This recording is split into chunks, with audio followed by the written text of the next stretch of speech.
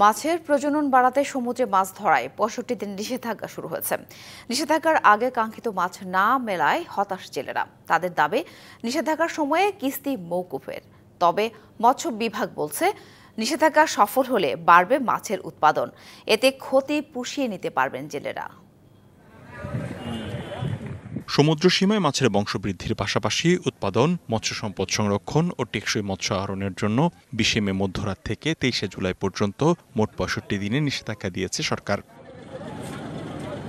পটুয়াখালীতে নিষেধাজ্ঞা শুরু হওয়ায় এরই মধ্যে ঘাটে ফিরেছে শত শত মাছ ধরার ট্রলার, যার বেশিরভাগই ফিরছে মাছ ছাড়াই।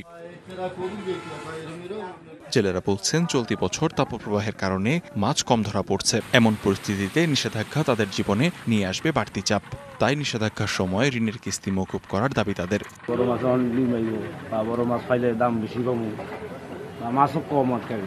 অবস্থাতে সাগরের অবস্থা পরিস্থিতি খুব খারাপ। মাছের সংখ্যাটা একদম কমে গেছে বুঝছেন, আর আমরা এটি ধরে লাভ হইব। নিষেধাজ্ঞা বাস্তবায়িত হলে বঙ্গোপসাগরে ৪৭৫ প্রজাতির মাছের মজুদ বৃদ্ধি পাবে। ফলে অবরোধ শেষে জেলেরা সাগর ও মোহনায় জাল ফেললে ঝাঁকে ঝাঁকে ইলিশ সহ বিভিন্ন প্রজাতির বড় আকৃতির মাছ পাবে বলে আশা মৎস্য কর্মকর্তার।